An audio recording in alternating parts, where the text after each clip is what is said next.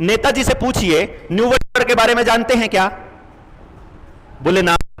मैं कहा यार 3-4 बार प्रधानमंत्री उसका नाम ले चुके हैं, लाल किले से बोल चुके हैं, संसद में बोल चुके हैं, सारे सांसदों के बीच में बोल चुके हैं, विपक्ष का कोई आदमी पूछने के लिए तैयार नहीं है, समझने के लिए तैयार नहीं है। बल्कि विपक्ष का राहुल गांधी भी बोल चुका है 4 दिन पहले अपनी एक बयान में, पता है ना आपको? अभी एक बयान में उसने भी बोला। मैंने कहा न्यू वर्ल्ड ऑर्डर का नहीं पता, बोला नहीं पता। मैं कहा ये तो कहा है। अच्छा, देश के साथ कितने षड्यंत्र हो रहे हैं WTO के, WHO के समझौतों के तहत, या पुराने जितने समझौते हुए या आज के टाइम जितने कानून हुए, वो कानून कौन बनवा रहा है, कैसे बन रहा है, हमारे बच्चों पे क्या असर है, कौन से कानून के बारे में मालूम है? बोला मेरे को तो नहीं मालूम है ज्यादा, तो ये किसानों के कानून पता है और ये 1-2 कानून और बस आगे आए। तो मैंने कहा बस, तो फिर कैसे लड़ाई लड़ोगे भाई? अपने को दुश्मन का नहीं पता, हमको अगर ये नहीं पता हमारी जीत का मतलब क्या है, हम चले क्या करने हैं। अब अपन ने बोल दिया व्यवस्था परिवर्तन करेंगे, संपूर्ण व्यवस्था परिवर्तन, इधर भी लिखा हुआ होगा है ना, व्यवस्था परिवर्तन अभियान, एक प्रयास मानवता की ओर। अगर व्यवस्था क्या है उसका नहीं पता तो व्यवस्था परिवर्तन कैसे करोगे?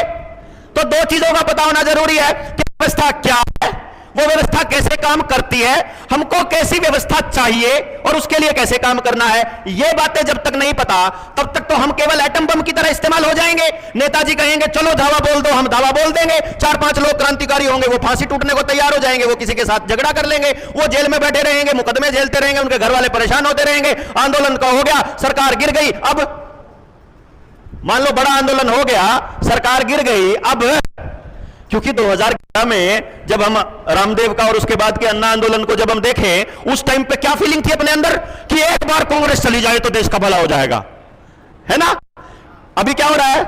एक बार ये चला जाए तो देश का भला हो जाएगा। और कमाल की बात ये,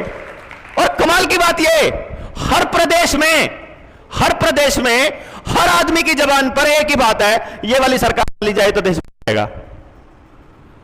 मतलब जो गई है उसके लिए भी यही फीलिंग थी, जो मौजूद है उसके लिए भी यही फीलिंग है, तो जो आएगी वो भी यही करेगी, क्योंकि व्यवस्था उन लोगों ने ऐसी बनाई हुई है। इसीलिए आपका MLA MP बनना इंपॉर्टेंट नहीं है। इंपॉर्टेंट क्या है? MLA MP किसी पार्टी का भी हो, किसी जाति का भी हो, पैसे वाला हो, गरीब हो, पढ़ा लिखा हो, अनपढ़ हो, व्यवस्था गांव ने ऐसी बनानी है कि जब चाहे उसकी गुद्दी पकड़ सके, जब चाहे उसको पूछ सके तेरी हिम्मत कैसे हो गई, तूने हमारा सवाल नहीं उठाया।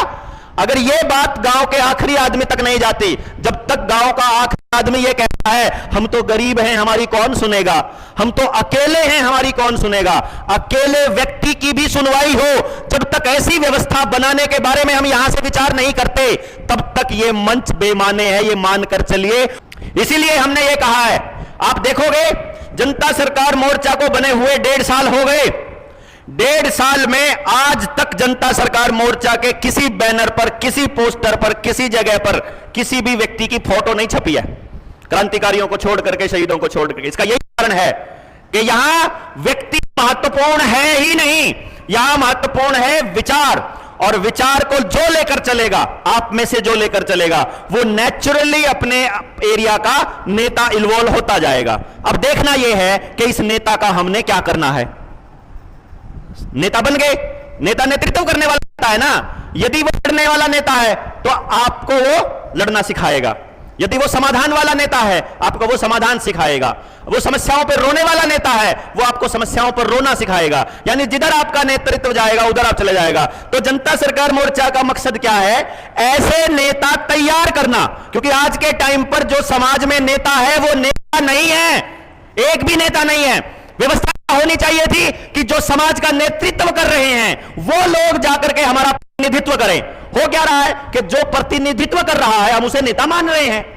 जो आदमी संसद में बैठ गया वो चोर है, गुंडा है, शराब बेचता है, मवाली है, ड्रग्स बेचता है, वो प्रोस्टिट्यूशन का धंधा करता है, वो कैसा माफिया है, वो कितना पैसे वाला है, किस पार्टी का गुलाम है, तड़ी पार का गुलाम है, किसका है वो। मतलब हम लोग चाहे वो कोई भी है, जो सफेद कपड़े पहनकर वहां चला गया हमने उसको नेता मानना शुरू कर दिया। वो नेता नहीं है, वो पॉलिटिशियन है, वो राजनीति कर रहा है आपके साथ। नेता होता है आपको सही रास्ते पर नेतृत्व करने वाला और उधर लेकर जाने वाला, और वो सबसे पहले चोट खाता है और बाकी लोगों को तैयार करता है कि आपको भी तैयार होना है।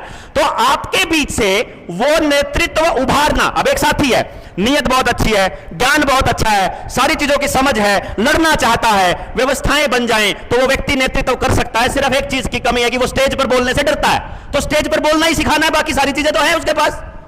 वो काम जनता सरकार मोर्चा की ट्रेनिंग करेगी जो अगली 7 दिन की होगी। ये वाला काम अपन जनता सरकार मोर्चा के थ्रू करेंगे। तो आज 3 दिन की ट्रेनिंग का मकसद है सभी लोग, आप सब लोग आपने आने वाले टाइम में बड़ी लड़ाई में हिस्सा लेना है, परिवर्तन का एक हिस्सा बनना है।